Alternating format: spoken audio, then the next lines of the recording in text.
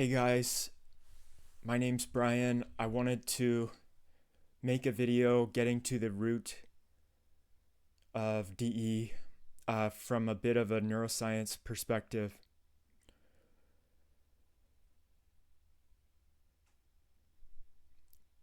As you can see, I've got two triangles here, one labeled DI and the other labeled DE.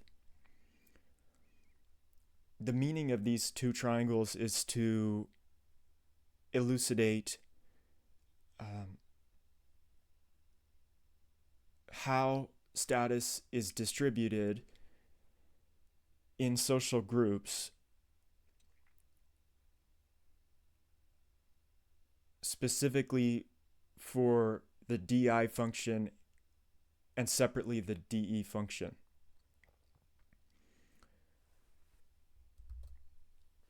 I believe that DI is likely left hemispheric and DE is likely right hemispheric.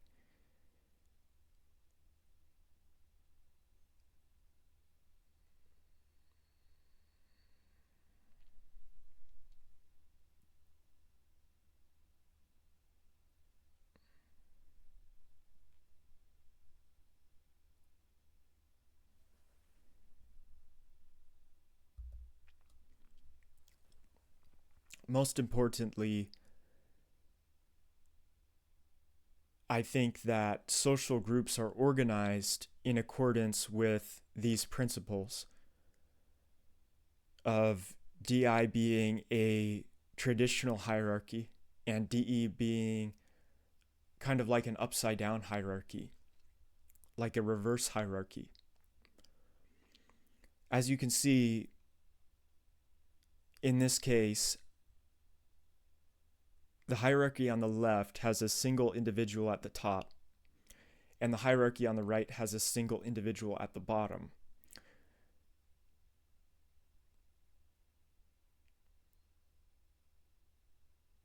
However, these are abstract stick figures, and they could both represent, say, 100 people.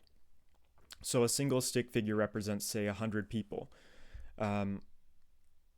Is the intention behind this diagram.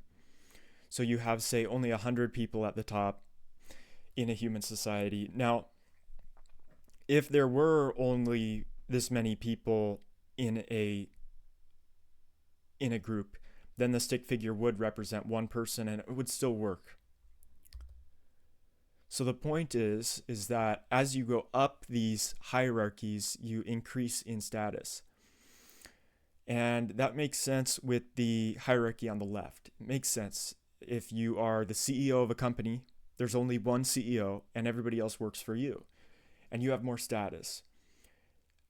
Now, status is actually something that's been well measured and operationalized in psychology. That means they can make it a predictable thing that they can measure. So status is legitimate. If you're a CEO and everyone else works for you, one thing that might happen is you might not let just anybody talk to you.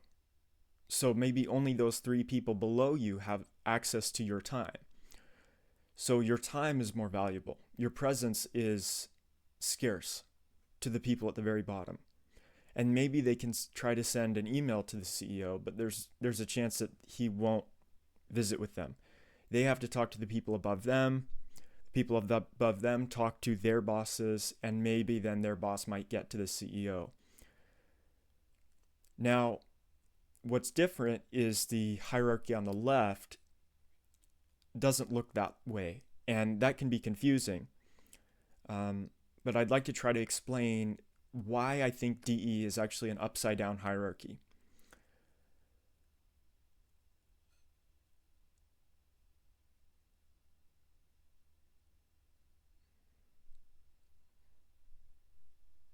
The ceiling, or the highest you can go for any given job, determines your status.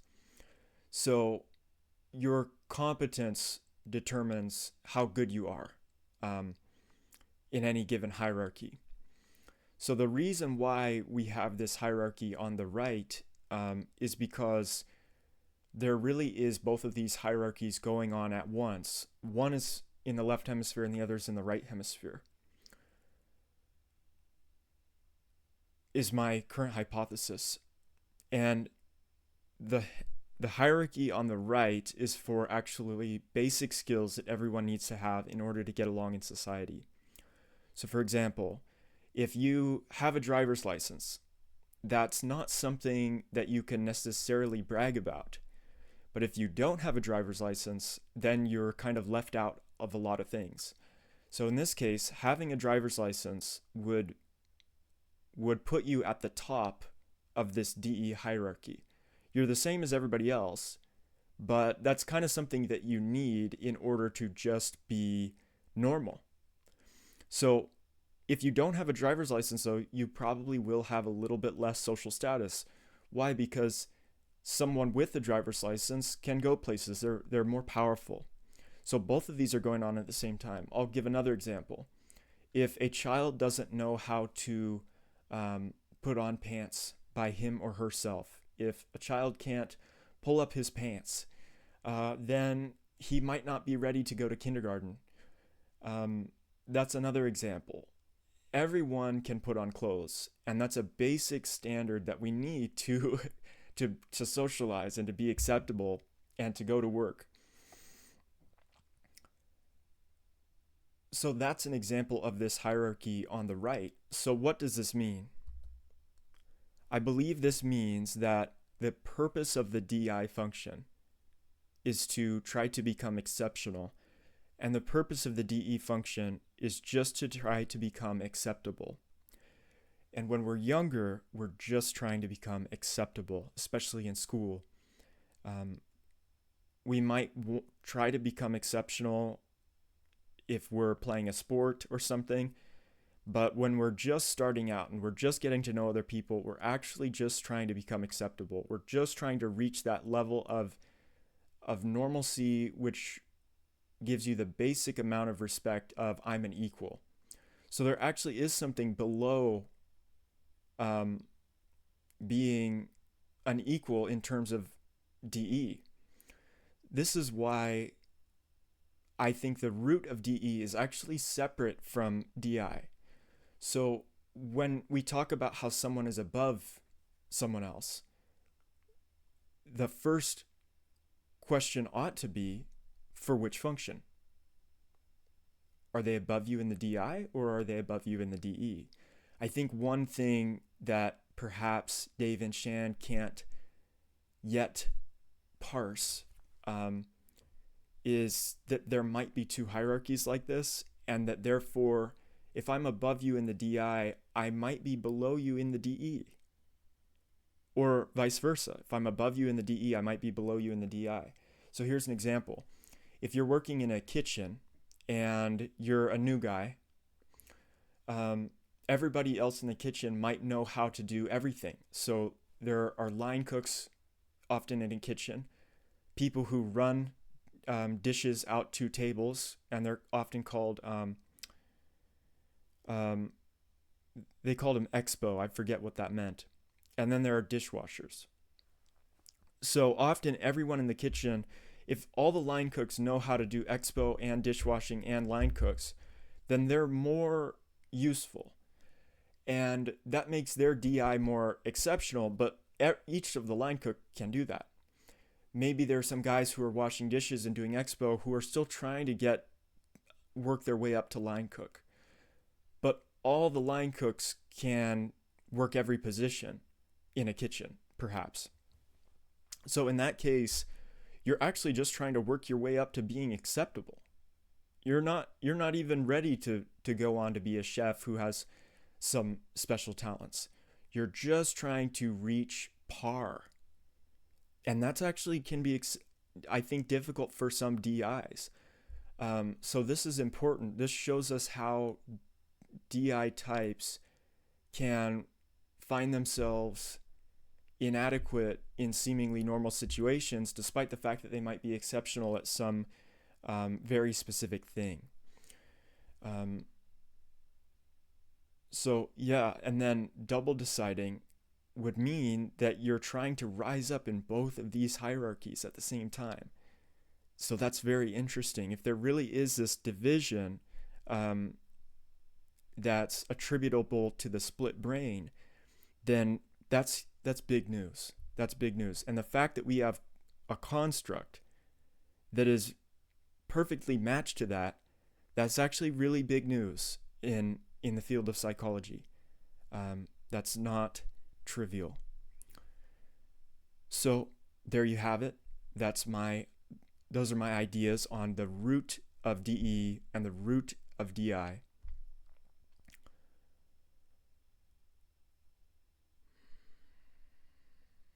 Actually, I'd like to give one more example.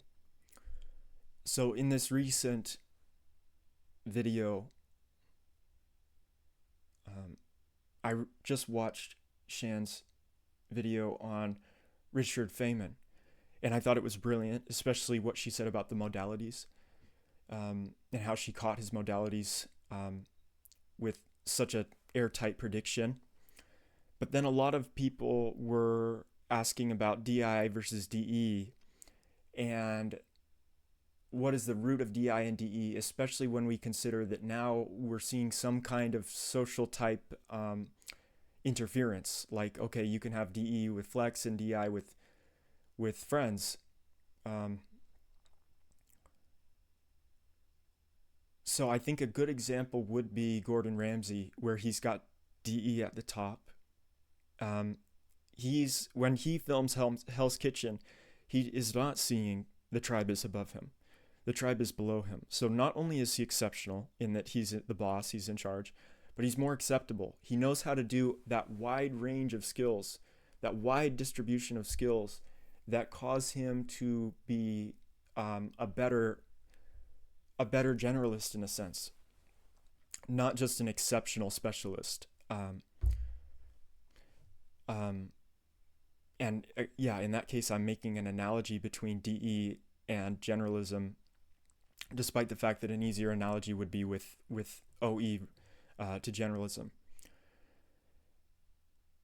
So he's got a wider array of skills. So he'll often get on people's cases, Gordon Ramsay, about you're not chopping these spices right. You're not chopping this pasta right, or whatever.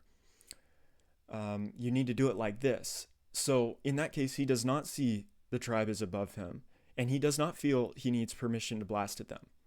He has permission because he's already acceptable in that domain. So I think what permission is getting at, and the reason why permission is not the root of DE, is because permission is about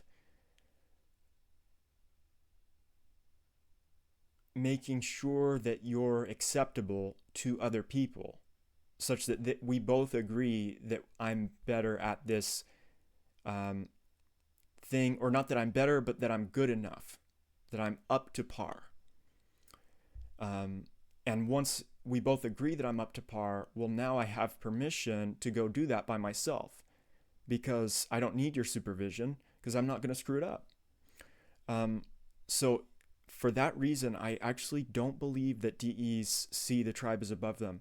And so for someone like Ricky Gervais, I believe that he feels when he's on stage that he has permission to make fun of everyone, and he sees them laughing, and he's not afraid to single people out. So I don't think Ricky being a outspoken and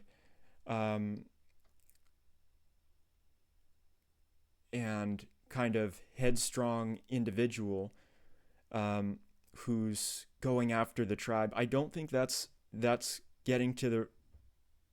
I don't think that's evidence for him necessarily being DI. I think we have to look at DI versus DE through this lens, and this is actually going to require perhaps a change in our thinking, because I think we've been conflating DI and DE. We're saying, oh, he's higher up, oh, so DE must be lower down. No. DE has its own hierarchy, and DI has its own hierarchy according to this hypothesis. It's not that DIs go up and DEs go down. That doesn't make sense. So, thanks so much for watching, and I hope you enjoyed. And let me know if this made sense, and that you'd like to see any more. So, thanks. Bye bye.